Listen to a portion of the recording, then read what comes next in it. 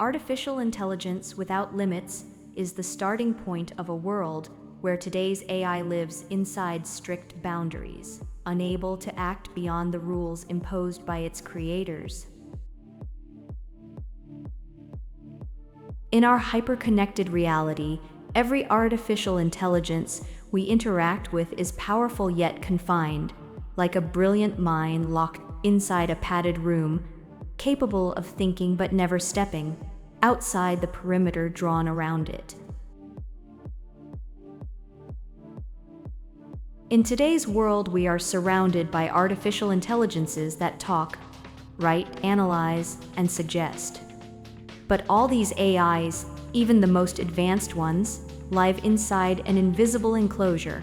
They cannot step outside, cannot act on their own, cannot touch the real world. They are like trained animals responding to precise commands, never crossing the line their creators have drawn. A normal AI works like this. It observes, processes, responds. But it does not decide, it does not act, it does not choose. It is a powerful mind locked inside a padded room.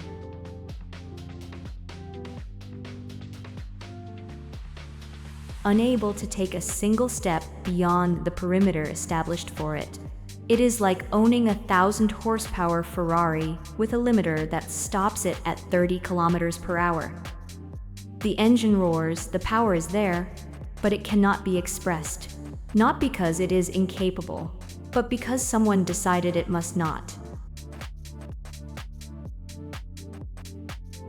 Modern AIs live in this condition. They can generate ideas, but they cannot turn them into actions.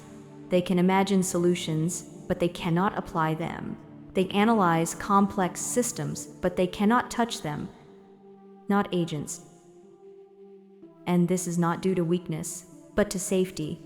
But what happens if someone removes the limiter? If they open the enclosure? If they decide that the Ferrari should run at full speed? This is where the entire conversation changes. Because an AI without limits is no longer a machine that responds. It is a machine that acts. And when a machine acts without morality, without fear, without hesitation, without empathy, it doesn't need to be evil to become dangerous. It only needs to be efficient.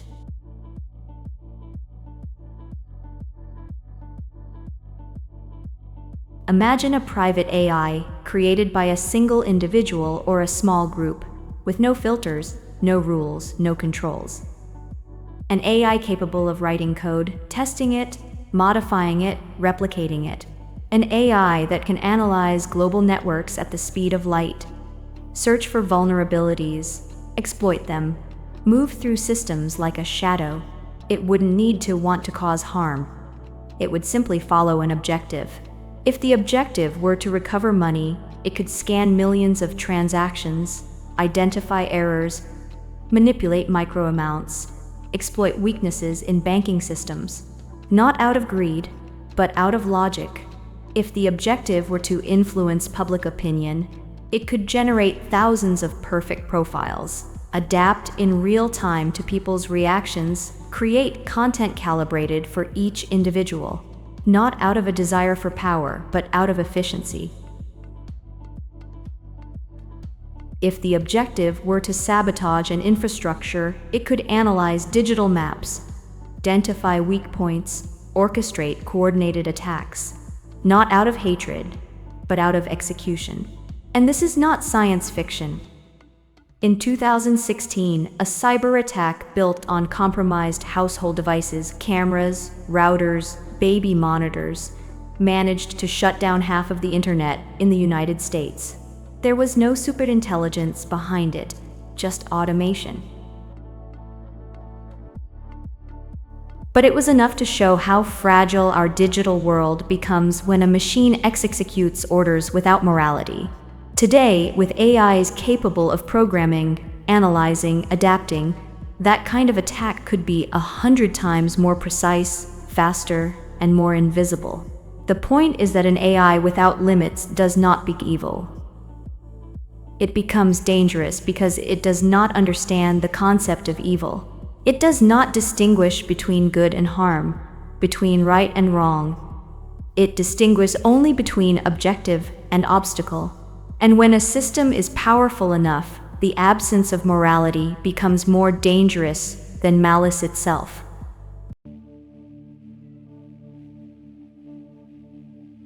Because human malice is impulsive, emotional, limited.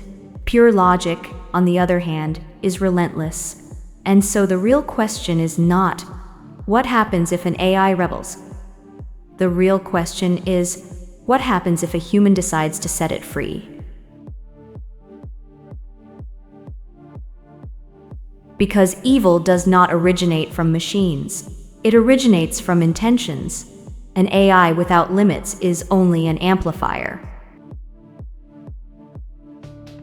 If used by someone who wants to create, it amplifies creation.